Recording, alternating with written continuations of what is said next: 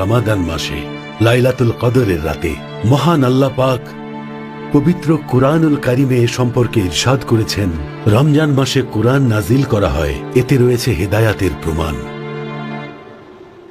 আমি একে অবতীর্ণ করেছি লাইলাতুল কদরে। হে রাসূল, আপনি কি লাইলাতুল কদর সম্বন্ধে জানেন? লাইলাতুল কদর হল 1000 মাস অপেক্ষা শ্রেষ্ঠ। তাদের পালনকর্তার নির্দেশক্রমে প্রত্যেক কাজের জন্য ফেরেশতাগণ এবং রূহ অবতীর্ণ হন। শান্তিময় সেই রাত যা ফজর উদয় পর্যন্ত অব্যাহত থাকে।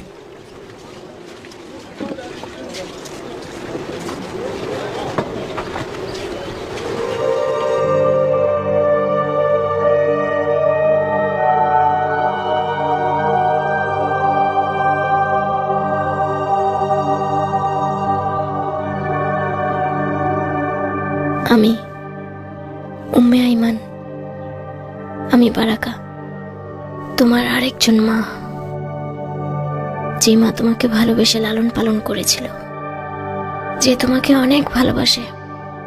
তাই আমি তোমার স্ত্রী খাদিজার সামনে বলছি, আশহাদু আল্লা ইলাহা ইল্লাল্লাহ ওয়া আশহাদু আন্না মুহাম্মাদান রাসূলুল্লাহ।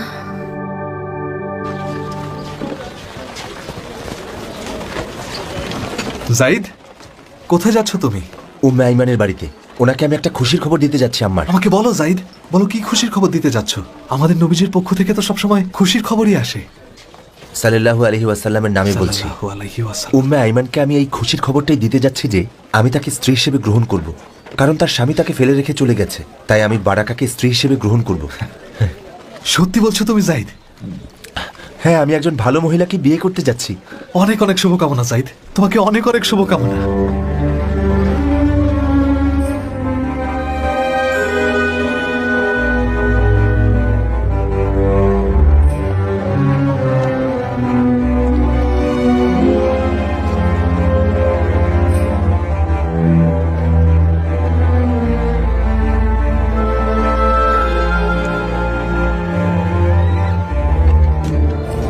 বহু পথ অতিক্রম করে আমি তোমাকে দেখতে এসেছি আল্লাহর নবী। আমি সাক্ষ্য দিচ্ছি যে আল্লাহ ছাড়া কোনো মাবুদ নেই আর মুহাম্মদ আল্লাহর রাসূল।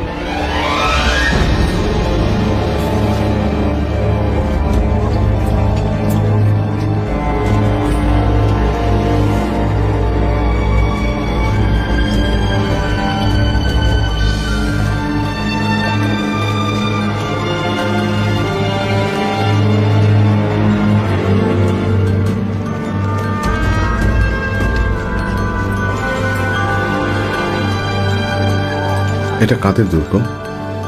আমি কি আমার গন্তব্যে তাহলে পৌঁছে গেছি? এটাই কি সেই জায়গা যেখানে আমি আল্লাহর নবীকে খুঁজে পাবো? কি নাম এই জায়গার? এটা খাইবারের দুর্গ।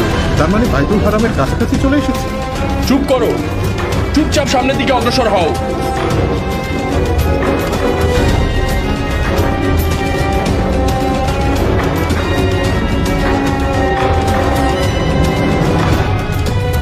আবু বকর ইবনে আবি কুহাফা, আবু বকর।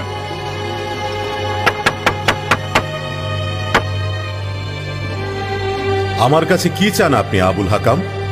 একটা খবর শুনে আমি আসলাম। কি খবর? মক্কায় ইদানিং একটা বিষয় খুব গুঞ্জন শোনা যাচ্ছে। এই বিষয়ে তুমিও নিশ্চয়ই কিছু জানো।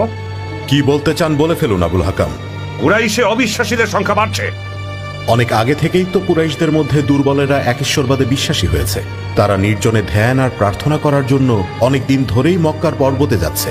কুরাইশরা সবসময় তাদেরকে অস্বীকার করেছে, তারাও কুরাইশদের করেছে। আমি যা শুনেছি সেটা এর থেকে অনেক বেশি গুরুতর আবু বকর। শুনলাম তুমি নাকি ওদের অনুসারী হয়ে গেছো। তাতে আপনার কি সমস্যা আবুল হাকাম? মক্কাতে ইহুদিরা মুসার অনুসারী, সাবিয়নেরা একেশ্বরবাদীরা, এমনকি খ্রিস্টানেরাও আছেন মক্কায়। তাদের সবার ধর্মে একজন সৃষ্টিকর্তার কথা বলা হয়েছে।